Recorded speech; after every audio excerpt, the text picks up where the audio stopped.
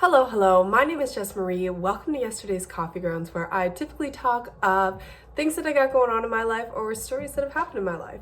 Today I am washing, well, I've already washed, but I'm drying this huge section of fruit.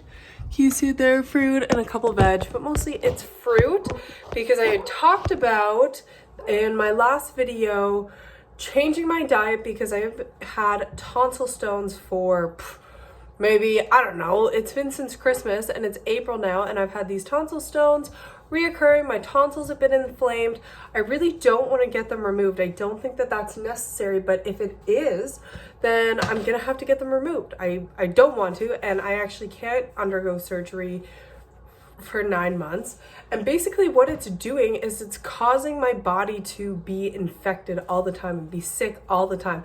I am sick every 3 weeks, which is so frustrating because I try my best to eat what they say is clean. I try to eat clean to the best of my ability, and I try to get sleep. I think sleep is probably killing me, but we have our puppy now, so he's getting let out in the middle of the night, and Levon wakes up in the middle of the night. I'm like, dude, I need you to sleep in your own bed. I don't want you sleeping in our bed right now. He's 2.5, so if any mamas out there understand that, of just toddler coming in the bed, I bed shared with him till he was 1.5. I think we bed shared for quite some time. And that was mostly a breastfeeding thing. We had great sleep in the first year because he was right there. He didn't have to cry every hour for milk. Like, we were right there.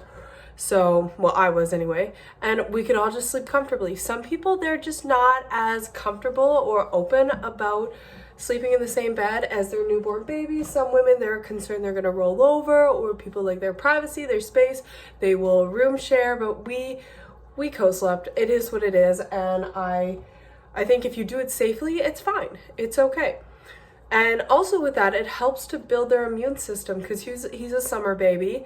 So we're doing a lot of skin to skin. So our little microbiomes are getting to know each other. It sounds kind of funny, but it's a huge science, and it's amazing actually that many cultures around the world do co-sleep, but also they don't have giant duvets. They don't have beds that go up to your hips, right? Like, kind of unnecessary, but we are a society of comfort and luxury, and we want these beautiful beds that are just like, and I get it, but we have a mattress on the floor pretty much. We have our box spring and a mattress on the floor, and that's where we sleep. I think he fell off the bed like when he was a bit older, when he started moving a bit more, and then he had a floor bed for a long time. But yeah, the other night Lee was coughing, and he just started coughing in my face. I got sick because of these tonsil stones, and well, it's more so inflamed tonsils. So I've been doing the hot water gargle, and it's one of those things, like, when they tell you take your antibiotics and take them all the way through, because that's, even if you feel better, like, keep taking them. That's my problem, is I feel better, my tonsils start reduce the swelling, but then they get inflamed again because I'm not gargling the salt water. And I also do coconut oil as well because it's antiviral, antibacterial, and I try to just keep a clean mouth all the time. And it's just, it's a lot of work. It's a lot of work. I know it's just brushing your teeth, but imagine having a little person running around. You have a dog, all the household stuff, and it's like, oh, I gotta go spend, it takes me about 3 minutes to do. It doesn't sound like a lot of time, but when you're going to the bathroom, maybe, I don't know, you can tell my hair is kind of brushed. I don't know, I kind of did like a half-ass brush, but yeah, so I'm just trying really hard to keep my mouth clean and just feel better. I just want to feel better coming into spring. I don't want to be sick all the time. I want to be outside. My family's outside right now, and you can tell how beautiful it is just by the sun coming out. Can you see that? There's my mom outside working. But I'm gonna go outside after I dry off these vegetables. Just kidding, it's mostly fruit. But I'm trying out this new, I don't like calling it a diet, but I am reducing things with oxalates in them. So anything that has oxalates, high amounts of oxalates, I'm trying to reduce, because I know I am not an expert in this. I just know a little bit about a little bit.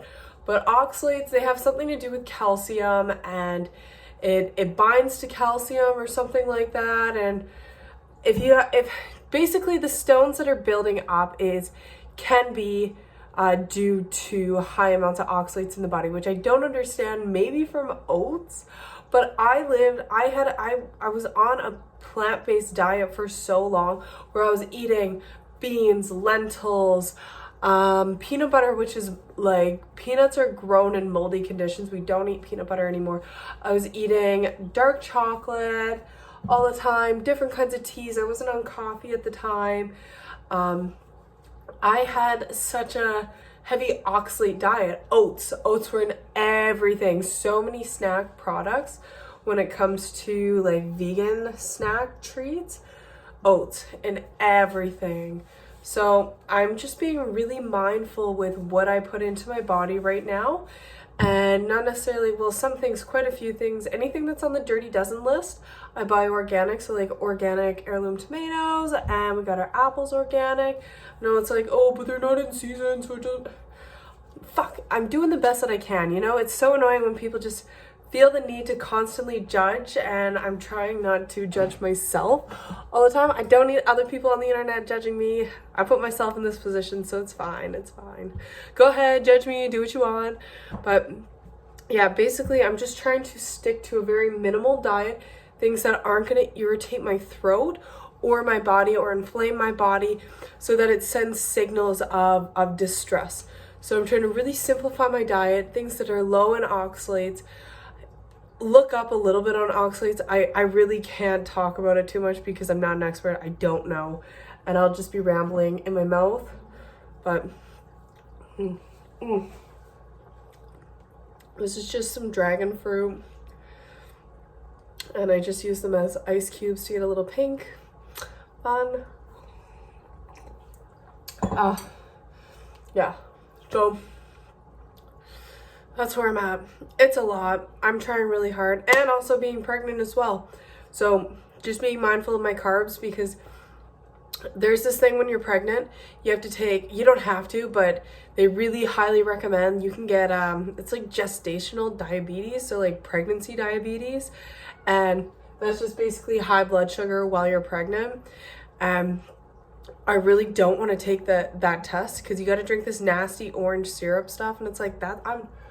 Well, Rob's home. Okay, everybody's home, but I don't want to do that, so I got to be mindful of my sugars. So actually something like dragon fruit isn't good. Lots of pineapple, like fruits that are really sugary like that, got to be mindful of. I'll get there when I get there. I'm not worried about it right now, but dog's barking upstairs. We're gonna go outside. That's what I got going on right now. All these dishes, I'm so proud that I got them all done. But yeah, my name is Jess Marie. If you made it this far, thank you so much for watching. And not to tell you what to do, but I hope you have a wonderful day wherever you are in the world. Bye.